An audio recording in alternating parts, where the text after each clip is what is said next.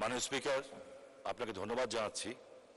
আমার আসলে কথা বলার খুব একটা ইচ্ছা ছিল না, কিন্তু গতবার ওমরায় যেয়ে মানুষের কাছে আল্লাহর ঘরে কথা বলে এসেছিলাম যে তাদের কথা বলবো। আমরা আমাদের যারা বিদেশ থেকে টাকা পাঠান, আমরা তাদেরকে রেমিটেন্স যোদ্ধা বলি। 71 সনে যারা দেশ স্বাধীন করেছেন তাদের বলতাম মুক্তিযোদ্ধা। তারা দেশ দিয়ে গেছেন বঙ্গবন্ধুর নেতৃত্বে। আর দেশের অর্থনীতিকে সবচেয়ে সবল রেখেছেন এই রেমিটেন্স যোদ্ধারা। একটু আগে যে আমাদের সিনিয়র সংসদ সদস্য যে রফিক সাহেব যে প্রশ্ন করলেন, এই প্রশ্নের পরে বোঝা যায় যাদের কি করুণ অবস্থা। সমস্ত ব্যবস্থা আছে, কিন্তু জটিলতার কারণে সেই বিষয়গুলি হচ্ছে না। আমার প্রবাসী কল্যাণ মন্ত্রণালয়ের কাছে আমার বিনীত অনুরোধ থাকবে এবং জিজ্ঞাসা থাকবে, এই লোকগুলি যখন হাড় ভাঙা পরিশ্রম করে 40-50 ডিগ্রি সেলসিয়াস বিশেষ করে মিডল ইস্টে কাজ করে, তারপরে সে টাকা পাঠায় এবং আমরা দেশে ভালো অবস্থায় থাকি, তাদের পরিবারও ভালো অবস্থায় থাকে। এবং মাননীয় প্রধানমন্ত্রী এই কথাটা বারবার বলেন।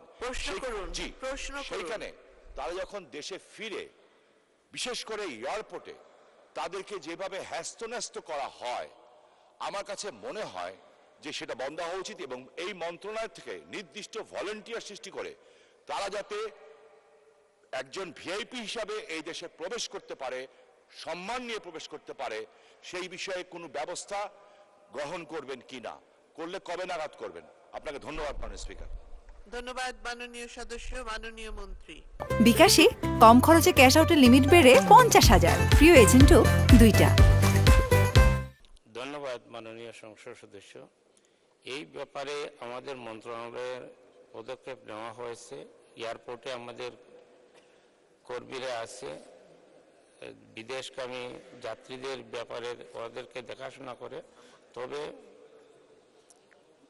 জনবলের সীমাবদ্ধতা আছে, যে কারণে হয়তো সঠিকভাবে দেখাশোনা হচ্ছে না।